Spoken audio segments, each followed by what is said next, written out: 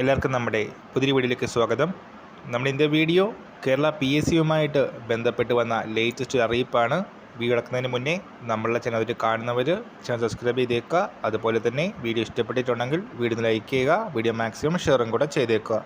SLC +2 degree യോഗ്യതയുള്ളവർക്കെല്ലാം നിരവധി അവസരങ്ങളാണ് 2026 PSCയിൽ വരാൻ പോകുന്നത്.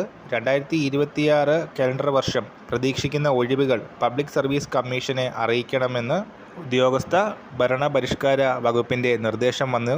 എല്ലാ ഡിപ്പാർട്ട്മെൻറ്റുകളുടെയും നിയമനാധികാരികളും അതുപോലെ തന്നെ ഡിപ്പാർട്ട്മെൻറ്റ് ഹെഡും 2026 ജനുവരി 1 മുതൽ 2026 ഡിസംബർ 31 വരെ ഓരോ തസ്തികയിലും ഉണ്ടാകാൻ സാധ്യതയുള്ള പ്രതീക്ഷിത ഒഴിവുകൾ ഡിസംബർ 26-നകം PSCയെ അറിയിക്കണം.